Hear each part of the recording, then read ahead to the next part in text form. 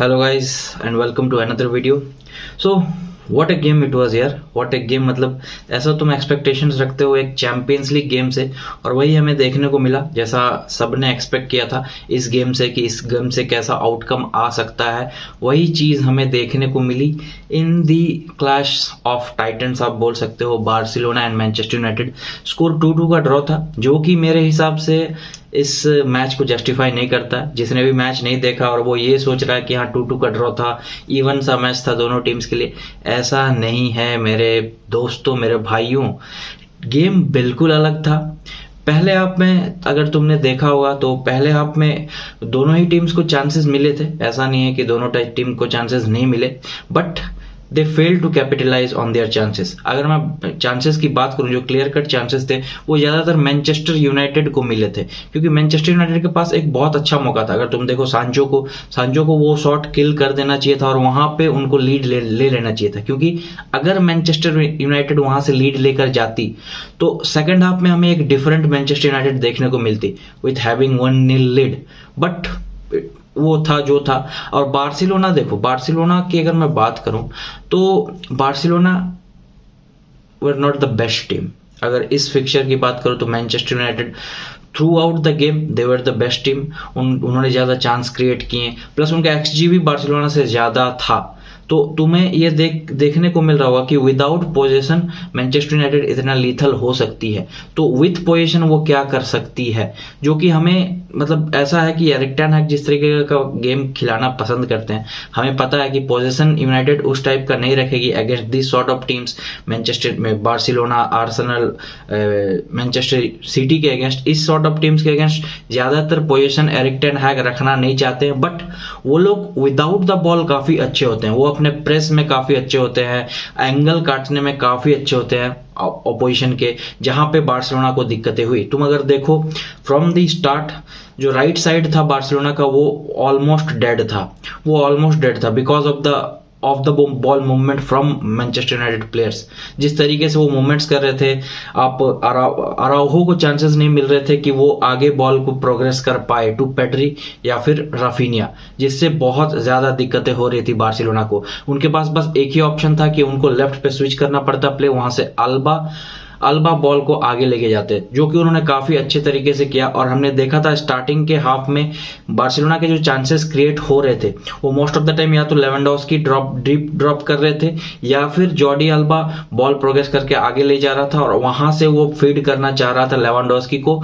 Pedri को, Gavi को या फिर राफिनिया को, जो कि आई थिंक की सक्सेसफुल नहीं हो पाई थी बार्सिलोना की टीम, क्योंकि ज्यादातर हमें ये देखने को नहीं मिला था कि बार्सिलोना फर्स्ट हाफ में कितने ज्यादा क्रूशियल थी अपने अटैकिंग थर्ड में, जो कि मैनचेस्टर यूनाइटेड बहुत अच्छे तरीके से कर रही थी। क्योंकि जब आपके पास Marcos Alonso as a defender हो, आपके अगेंस्ट जब खेल रहे हो तो, और राशफोर्ड, हमने ये पहले प्रीव्यू में बोला था कि राशफोर्ड हो सकता है कि लेफ्ट विंग पे खेले, बट एरिक टेन हैग ने बिल्कुल चीजें चेंज कर दी और Rashford was more often operating from that central role, जहां पे हम मोस्ट ऑफ द टाइम देखते हैं कि वीघॉर्स्ट खेलते हैं, but Weghorst was operating as the number 8, even not number 10। He was not operating as a number 10 but he was operating as a number 8, क्योंकि हमने देखा फ्रेड बहुत ज्यादा एडवांस रोल में खेल रहा था।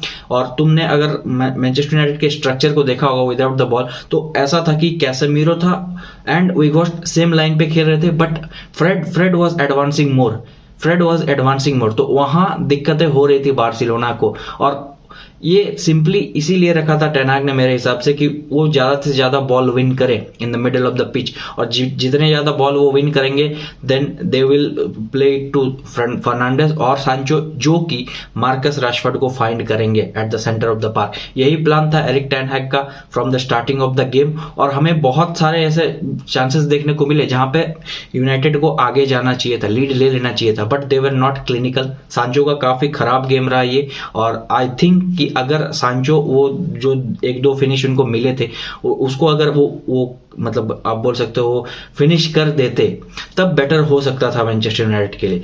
टॉकिंग अबाउट बार्सिलोना's अटैक, तो देखो Gavi was the only player जो कि थोड़ा मुझे इंटेंस दिखा, वो इंटेंसिटी दिखा रहा था, वो बॉल जीतने में लगा था बंदा, बॉल वो बिल्कुल डिस्पोजेस कर दे रहा था जो मैनचेस्टर यूनाइटेड के प्लेयर्स होते थे उनसे, क्योंकि वो मुझे लगा कि गावी का जो एब्सेंस होगा सेकंड लेग में वो बिल्कुल बिल्कुल बहुत ज़्यादा हिट करने वाला है बार्सिलोना को, क्योंकि Gavi was the only player जो कि थोड़ा सा इंटेंट दिखा रहा था कि बार्सिलोना जिस तरीके का अपना परफॉर्मेंस रखती है लीग में, उस टाइप का परफॉर्मेंस वो चाह रहा था कि इस गेम में वो कंट्रोल रखे, गेम को कंट्रोल में रखे। और जैसा कि मैंने तुम्हें प्रीव्यू में भी बताया था कि without having Busquets in your team आपके लिए हमेशा डिफिकल्टीज होगी कि आप किस तरीके से गेम को कंट्रोल करते हो, क्योंकि फ्रैंकी डियोंग को मोस्ट ऑफ द टाइम्स उस रोल को फिल करना पड़ता है with in the absence of Busquets, जो कि आज आई डोंट थिंक कि Frenkie de Jong was at his best कि वो वहां से गेम को कंट्रोल कर पाए। एंड कैसिया भाई, कैसिया तो मुझे दिखा ही नहीं पूरे गेम में, फ्रैंक कैसिया मुझे दिखा ही नहीं पूरे गेम में,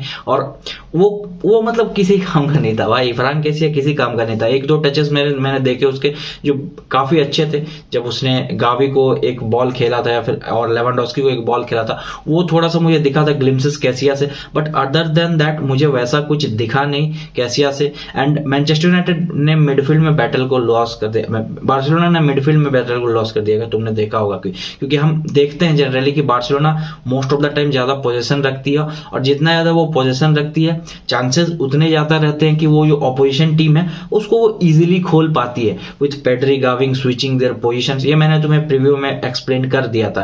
and Raphinha being the wide player, and आपका जो लेफ्ट विंग में जो भी खेलता है गावी एंड जॉर्डी अल्बा, और यहाँ पे बाल्डे का नहीं होना भी बहुत ज्यादा खराब रहा बार्सिलोना के लिए। एंड देखो मुझे थोड़ा सरप्राइजिंग लगा कि क्रिस्टेंसन को आपने क्यों बेंच किया, प्लस आप बाल्डे को क्यों बेंच किए, क्योंकि बाल्डे के पास पेस है। आई नो जॉर्डी अल्बा एक बहुत अच्छे प्लेयर है और उन्होंने अपना काम किया, जो जिसके लिए उनको उतारा गया था वो उन्होंने बखूबी किया, बट फिर भी व्हेन यू प्ले बाल्डे आपके पास पेस आता है और आप इजीली बीट कर सकते हो, जबकि आप एक ऐसे प्लेयर के अगेंस्ट जा रहे हो एरन वान बिसाका, जो कि आई थिंक फुट रेस में बार्सिलोना का कोई भी ऐसा प्लेयर नहीं है, अराउहो को अगर आप छोड़ दो तो कोई भी ऐसा प्लेयर नहीं है जो फुट रेस में एरन वान बिसाका को हरा पाए। एंड हैविंग जब लूक शॉ आपके पास है अगेंस्ट, आपके अगेंस्ट में है डिफेंस में, तब तो आप ये सब कर ही सकते हो, क्योंकि Luke Shaw obviously is one of the best left back in the world, but he is not the best defenders, central defender वो नहीं है। so उस केस में अगर बार्सिलोना मेरे हिसाब से अगर जो अपना फर्स्ट 11 है विदाउट बुस्केट्स अगर फर्स्ट 11 उतारती तो चीजें हमें कुछ डिफरेंट देखने को मिलती। एंड डिफेंसिव सॉलिडिटी की बात करो तो बार्सिलोना भाई बहुत ज्यादा लैक कर रही थी आज डिफेंसिव सॉलिडिटी। ऐसा देख के नहीं लग रहा था कि this is one of the best defensive team in Europe right now, क्योंकि वो गलतियां कर रहे थे ना, वो मिस्टेक्स कर रहे थे जिसकी वजह से मैनचेस्टर यूनाइटेड उन पे चढ़ी हुई थी। और मिस्टेक्स मतलब ये तो शुक्र मनाओ कि सांचो ने फिनिश नहीं कर पाया और मैनचेस्टर यूनाइटेड के एक दो प्लेयर्स ने फिनिश नहीं कर पाया जो चांसेस मिले थे, तो अगर वो फिनिश कर देते जो उन्होंने गलतियां की थी तब स्कोर कुछ और रहता। आई थिंक 4-2 इजी स्कोर रहता मैनचेस्टर यूनाइटेड के लिए। और ऑन द अदर हैंड अगर मैनचेस्टर यूनाइटेड के डिफेंसिव सॉलिडिटी की बात करूं तो भाई कैसेमीरो, वरान ऑन पॉइंट थे भाई, defensively very very solid team. और इसके अगेंस्ट ओल्ड ट्रैफर्ड पर खेलना बार्सिलोना के लिए बहुत बहुत ज्यादा दिक्कतें होने वाली है। एंड कुछ कंट्रोवर्शियल डिसीजंस रहे होंगे, तुम्हें ऐसा लगता होगा कि बहुत, मैंने देखा ट्विटर में भी मैं पढ़ रहा था कि बहुत सारे ऐसे कंट्रोवर्शियल डिसीजंस रहे कि जो पेनल्टी थी, फ्रेड का जो हैंडबॉल था वो होना चाहिए था, बट हाँ होना चाहिए था, बट ऐसे थोड़े से डिसीजंस तुम्हें मिल सकते हैं गेम्स में। एंड कुछ लोग ये भी बोल रहे हैं कि जो राशफोर्ड के ऊपर चैलेंज था कुंडे का वो भी पेनल्टी होना चाहिए था। तो दोनों साइड से ऐसे एक दो आप बोल सकते हो डिसीजंस आ जाते हैं जिसका आप कुछ नहीं कर सकते। ये पूरे रेफरी पे डिपेंड करता है कि वो किस तरीके से देखता है उन चीजों को। सो गेम काफी शानदार था, बहुत बेहतरीन गेम था एंड एक्सपेक्ट कर रहे थे हम लोग कि इस टाइप का गेम हो। बट फिर एक क्वेश्चन आता है कि ओल्ड ट्रैफर्ड में क्या होगा। यहाँ अगर बार्सिलोना लीड लेके जाती तो ऑब्वियसली ओल्ड ट्रैफर्ड में ऐसा हमें देखने को मिलता है कि बार्सिलोना के पास एक फुल ऑफ कॉन्फिडेंस होके स्क्वाड जाती। And now they are missing Pedri injured हो चुका है बंदा, एंड गावी इंजर्ड हो चुका, गावी इज आउट, येलो की वजह से वो आउट हो चुका है। तो when you are missing two of your best midfielders, फिर तो आपके पास आपके लिए बहुत ज्यादा दिक्कतें हैं प्लेइंग अवे। और ओल्ड ट्रैफर्ड में हमें पता है किस तरीके का परफॉर्मेंस रहता है मैनचेस्टर यूनाइटेड का। और भाई टॉकिंग अबाउट मार्कस राशफोर्ड, भाई व्हाट अ प्लेयर। इस सीजन वर्ल्ड कप के बाद जिस तरीके का उसका रिजरेक्शन हुआ है, तुम बोल सकते हो भाई कतल। मैंने अपने दूसरे वीडियोस में भी बताया, जब मैं मैनचेस्टर यूनाइटेड के रिगार्डिंग डिस्कस करता हूं तो उसमें तुमने देखा होगा कि मैं बताता हूं कि Rashford is one of the best player currently in the world, और उसने हर मैच स्कोर कर रखा है। जब भी वो मैनचेस्टर यूनाइटेड के लिए उतरता है, मैनचेस्टर यूनाइटेड के शर्ट में, वो भाई अलग अलग फॉर्म में रहता है। मतलब वो एक अलग बीस्ट बन चुका है इस सीजन, एक अलग बीस्ट बन चुका है अंडर टेन हैग। तो उसको भी रोकना है बार्सिलोना को ओल्ड ट्रैफर्ड में, जो कि आई थिंक दिक्कतें होंगी, बट देखो कैसे डिफेंड करते हैं। एंड आई थिंक अगर बार्सिलोना इस गेम से कुछ सीखती है तो उन्हें अपना जो बेस्ट 11 है, जो क्रिस्टेंसन, आराउहो और कुंडे का एक सेंटर बैक का जो उनका पेयरिंग है, उसको उतारना चाहिए, प्लस आलेहांद्रो बाल्दे को।